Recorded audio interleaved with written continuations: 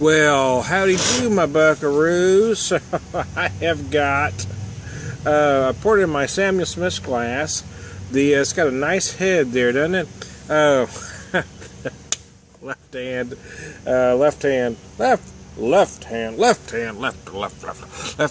Sawtooth Nitro. They call it an all-American ale. I'm losing it. It's late tonight for me. I've already had a few. I'm probably just a tad best. Don't hold it against me, y'all. I am doing a beer video after all. Yeah, it pours very nice. Look at that. It's a very thick, creamy head there. It's nitro. I poured it fairly aggressively, straight up and down. Poof. Nice head. Yow. Here's why I'm drinking. Here's why, man. Here's why, man. Here's why. I had a store that had this marked down to $12 a case. I shit you not. The date on this is 6/18 of this year. So I'm real close. This is a Friday before Father's Day, so to give you an idea what our timeline is. But I'm not worried about that kind of nonsense. Brewed on the banks of the mighty St. Vrain, super smooth, nutty malt flavors balanced by herbal hops, 5.3%. Enjoy it 40 to 45. Yeah, I've got it right about that. Maybe a tad colder than that. I'm going to let it warm up a bit. Ingredients: Rocky Mountain water, malted barley, malted wheat, hops, and yeast. So there you go, buckaroo. So let's take a drink, see what we got. Shall we?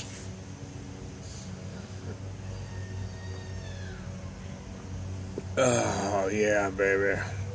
Oh, yeah, baby. That's what Daddy like. They call it an all-American ale. I would actually refer to this. My angle got kind of jacked up there. Sorry about this. Sorry about that, man. Shit happens. Cut in action.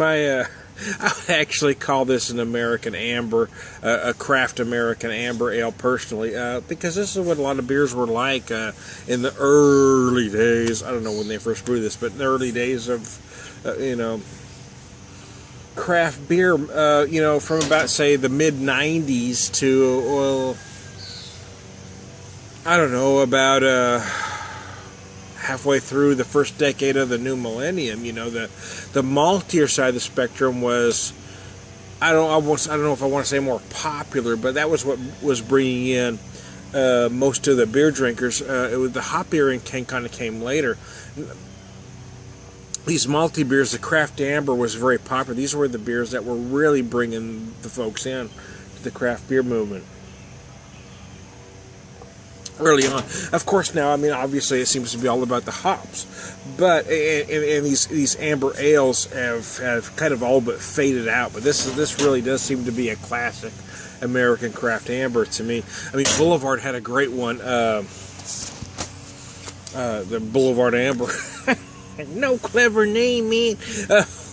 Amber, but yeah, they kind of and they 86 had beers popular for a short time, and they 86 because the amber ale has kind of moved on.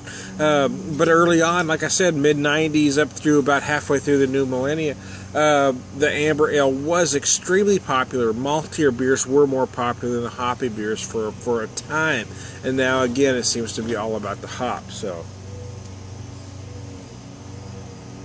obviously, if the way that poured says anything about the freshness of this beer, that should dispel, because that poured beautiful. Look at the head on that sumbitch. Shit, that's a beautiful head, baby. Yeah, it is. That's a nice, creamy, thick head. Again, I did a straight up and down pour with that, because you want to get aggressive with the nitro, baby.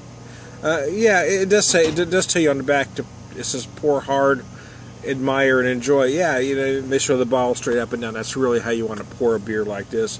I don't think all beer should necessarily be poured that way, but a beer on nitro, that is how you want to pour this out of this bottle anyway. Yum. So, anyway, yeah, I'm not going to discuss a lot of flavors here because you know what a beer like this gives you. I kind of described it. It is smooth and nutty. As they say, there's some deep caramel There is some, it feels like kind of nutty toffee going on, and then it kind of gives way to the hops. It is a very nice beer and absolutely worth $12 a case.